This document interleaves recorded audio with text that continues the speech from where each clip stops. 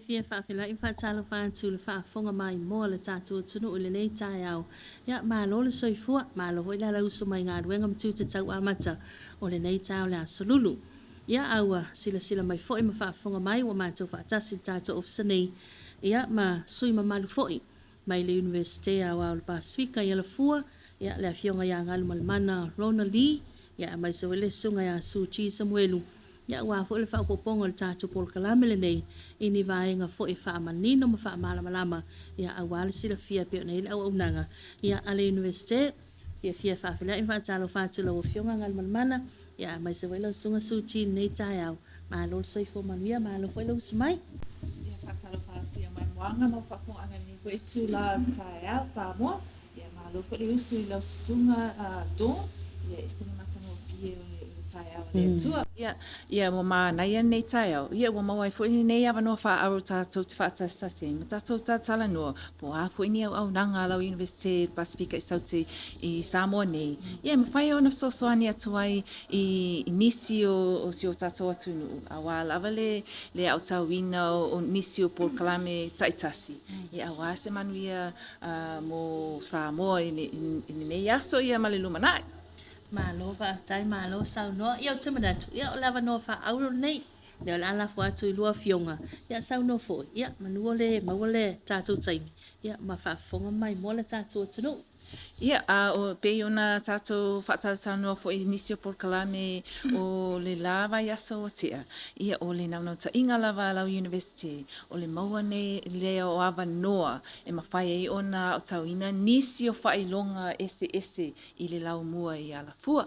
Ia pe ona o me mana o mi o le vai aso nei o le wa whaanga solo I le enrollment fair a le Univesite Pasefika I saute I ala fua. Ia whaapea fo I masale longa I savai. Awa o le mea le mo Samoa sili foi ona lele mo sala fai ia o le enrollment fair ia o la mafai ona sua tuai I le lau mua ia la fua fa pe sala longa I le me o ia le library a le malo ia o lo ia nisi o le au fai ngaluenga ia so soani ai le fai le o le enrollment po le ulu fale atu so Port Kalame e talafia ngai ma lau ngaluenga fa pe foi se talafia ngai ma se sau sini o lo iai po se golo lo iai e mafai ona au sia ni foi semester ia o me mana o mia I le enrollment o le tusi fo lau o lau pepa whanau ia whapea foi le passport photo ia a whapea o na maua lau lo iai ia whamau le school si po o le sasala si ia o pepa ia mana o mia ona avatu I o le mata o whaingaluenga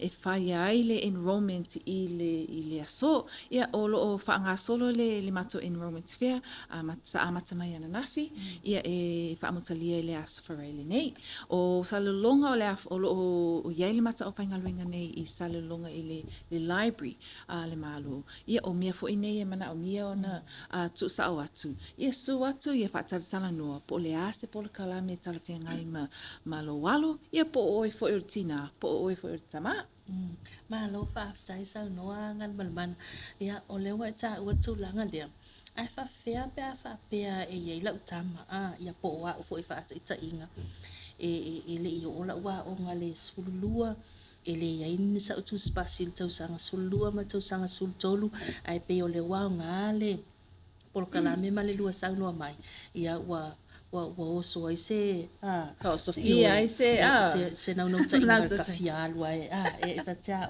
o le se tala mo ta ita suchi fa mon don fa felo ia tulo mai mo fa fonga mai Samuel ni tai au ia e fia la foi le nganga mo le ava no mo ma to te fa so I fo I tulanga le o nanga I le lau mua le Univesite Pasefika I saute lona lau mua I ala fua ia o le tulanga le fa fasili le tai au o le vaenga ta ua lava o le nei fa lau I loa ina ia fa awina o onga belana e sau noa fa pea ele o yesi tu spasio tau sanga se fulu lua por tau sanga se fulu solu o lo maua le ava noa le tulanga lava le tau o le aunga tele lan na o le enrollment weekly o le susu atu o mātua maalum whanau e whaatatala noa po fea se vaenga wa iei vaenga ese lava le Univesite I tulanga o onga e mawhai ona tu o iei lo walo Wai foi mato vocational courses. E mawhai ona tu wai, e foi mato po kalame le ta ua le preliminary program. E mawhai ena ave lo tau sanga sifuru lua pia whai eli avea o i tau sanga sifuru tolu pia whai eli avea i se simea.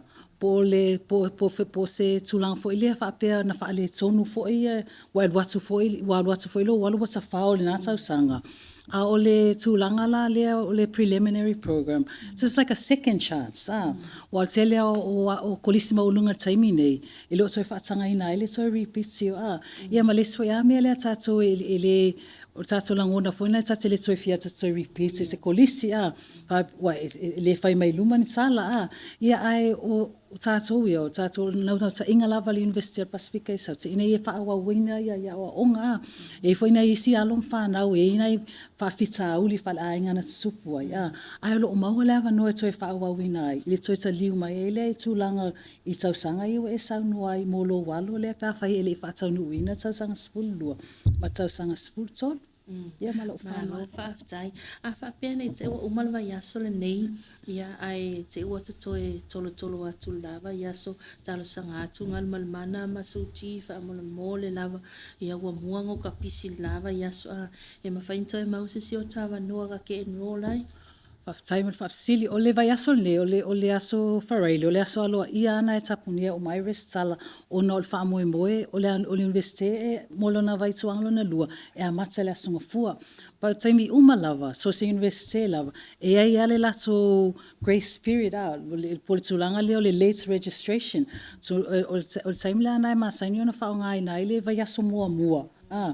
E a lao ai ma faatanga ina ia lom fa na po tato fo tanga sama tsua ye wa pisia leva ya suma ma wa ile siava no o le tulanga o le fa umi ina o le tulanga ina ia na tsasia se vai aso awa onga e te misia wa e to la tune to tamu fa ya tulva so lona lua lono winga wa la alu mal vai so lona lua ale no ta inga lava ina ia fa onga le nei vai aso le wa maua ina ia mata sa o ale aso mua ia sau noa mai whaia onga au e ready aku fo ia mole aso mua you know first impressions last ia mo tulanga ana alo ia le ava no vai aso fo al vai aso ale aso alo ia la vai tapuni ai restala mole vai tuanga lona lua o le aso faraili Malo fa tai sa no suti ngal malmana fa mole ia o ma tau mal sunga tali sau le fa ngal wing ai pe o le wa fa Sofia fo ile langona e fia ave fo ko fia toi fia o nga ma fa ngal wing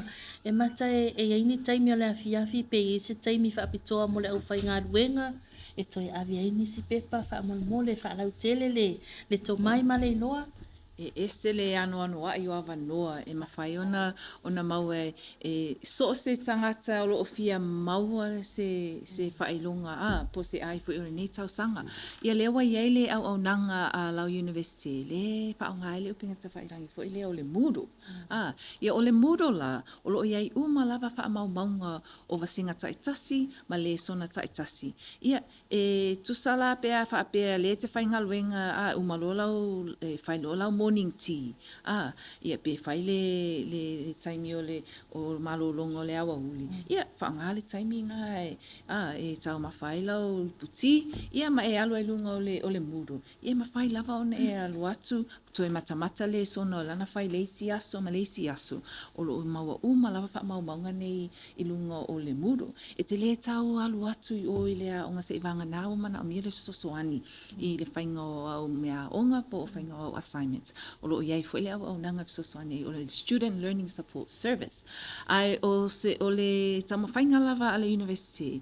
Ia maua ato o toa ia le tele o whaamaunga ia ma le sona i lunga o pinga tawhailangi o le muro. Ia ele ai ma se excuse whaapea ele se taimi e whaia o mea onga.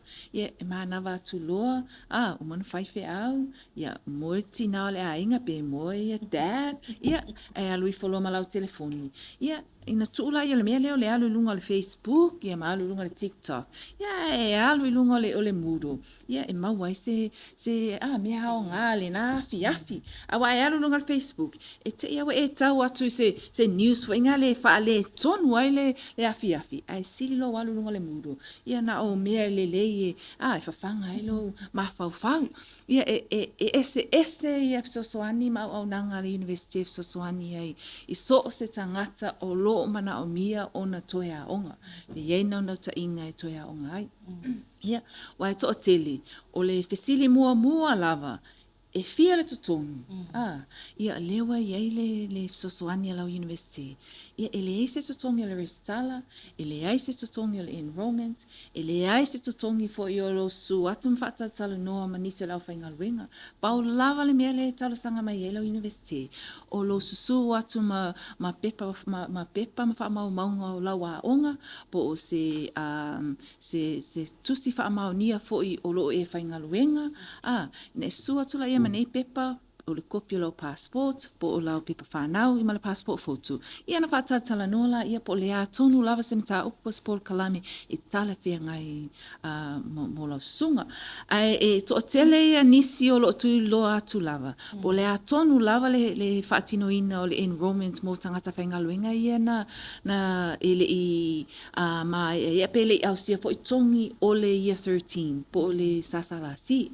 Ia o lo o mawar sosoani, ai mai se tātou ia luasfu 5 tau sanga nga ilunga. Ia e mawhai ona e su atu ma se tusi wha amao nia mai lo ofisa. O ele te ngalue i le matanga luenga ma le matanga luenga. Ma o lo o fia mana o mia sosoani e toi wha awa waila wa onga. E pe ona a saunoa ia ia sunga ia suji. E ese ia whailonga o lo o mawhai ona e au tawina, o mawhai ona au tawina i ala fua. E amata mai lava le certificate, o le diploma, o le degree, po le bachelor's, ia ona whaanga solo atula, ia i lunga i le postgraduate, ia ma le masters, ia whaapia fo i ma le PhD. O ese ia mata upon Paul Kalame o lo mwhai ona o tawina i Samoa. E le na o onga whaafai pe o le toatele o nisi. Lai whaapea la tau ia na o le pau lava le mea la fua campus. E le ai, ia whaafitai fo i teknolosi whaona poni. Ia le mo whai ai ona maua ni awa noa ese. Ia awa lava le tau mawhai ato lau mua. Ina ia maua o mai Samoa, so o se awa noa e mawhai ai ona e maua se whailonga. Ia mai congratulations o lo mata whaalonga wa maua tau si itanga o tau ia le mahalo. Ia, vaila le ao ngā, o le to'atele o tātou ia wa iele whasipepa. O kala, longo inga la, lenga, ngā te le tutongi o no le maua le whasipepa. Ia, maua mara si itanga. Tangata la, iele na iele whasipepa, iele wa ātili iele te le o le si itanga. Ia, vaila se mea maana ia lea. Awa e whesiri ngia lola ia me tau pili. Ala pea whaanga lola o si itanga na. E tutongi ele pili a onga lo walo. Pe tutongi e fo i mata e sau Paul Kalame le nei semester. Malo pa tai sa no angal man mana manino mala mal tulanga lea. Pa fea pe a fa pe a o a umala utama ma te fia o onga umainga uta. Me inge ke wa i se vai nga o ina le papele ai. O le lala au mai po wa umala uto o lua ia mala ufana uto o lua o ma ua malta malo ai fainga luenga ia le va pe sile ka o me la ika mai ki e toi ave ni si fai longa e tanga le tulanga le angal mal mana fa mal mon ia mo lo sila fia o le Univesite o le Pasefika i saute o Univesite a Pasefika ia o le anganu o atu motu o mar Pasefika e fa mo a inga manu o le Univesite fa mole ele se Univesite na o tamaiti a onga la iti o le Univesite o lo iai fo ia matua o lo a onga fa atasi lava ma o la to walu e se ma na yo sua to sitina mas ona tali o sana tamatini foi onga fa atasi o le a onga le o le Univesite Pasifika saute e maua umai lava va no tina tama o grandma o grandpa o le mea mo te turi loa ina lava o le nau ina ia onga. Ai le ise mea fo e whaapea, le aila ele mawhai ona o whaatasi tina ma sana tama i tutonu le vasenga. Pau lava wai e isi taimi tau fia poto le tamaititi. Ia ai mana ia le iei o tina e whai mea onga whaatasi. Ia ma lesi mea tuli loa mai lava tangata, o pili a onga. O lo iai e avanoa skol sipi. Ia la atu le stunga ia suchi. Ia na te whaamalama ina fo inisi o mato avanoa wha skol sipi. Ma whai ano sosoani atu ai i mea tau pili. Ia pe a whaapea ele ausia pe o iai lisi itanga le no o ta sanga atu iai e ave whaonga e tongi ele pili. Malo whaatahi ngalo mana sailo ia suti. Whaftaile mo le avanoa. Ia, tūlanga o pili wa peo le facilite lea le atunga lunga lava leo o mātua ono le tau whaasoa mo ia nisi mātua e te tele ia tutongi. Ia a le whaonga umai lata whanau o lo tauso, whanau o lo tua. That's typical Samoa na ia ono le tatua whealo lo wha i lava. A ole o nai vaenga ta ua lava le Univesite o maua i whaamama a venga tūlanga o pili. Ile se fulu lima vai aso le o le vaituanga lo na lua. E ma whainu tutongi wha vai taimi ia lo pili. O le wha moe ina i o atu le taimi o suenga whaeu. Wa maa pe ar tau tongtongi o tato no ngā tupe. Ina ia maua le avanoa e songi ele pili o ele ta onga le USB. Ia manisi fo i alom whanau lea onga kolisi ma a onga tūlanga lua. O le si vaenga o ele matou bursary scheme. To se afe ta la fitsi. E maua le tamatiti. O le matou scheme la le alu mo matou alom whanau ilo onga taimi nei. Ona e sile vaenga le la to te vae le bursary scheme lea. Po o le altūlanga na iaila wa onga le semester le na umatu nei na vaaiela ia le anga i luma o le fo i vaenga. O le tupe maua la a whapeo o eu whaamanuia ina mo le bursary lea. E sa o ale tupe le alu sono lau pili. E le to e watu e lo lima, wa so mai le au soe. A watu e te o le tupe lea, lono winga a sau al whaipoiponga ia sepi alu ai. Ai sau sa o ale afeta la lea, alu sa o lau pili. Yo se sina whaamama a venga. O le si vaenga o matotau sanga whaavai.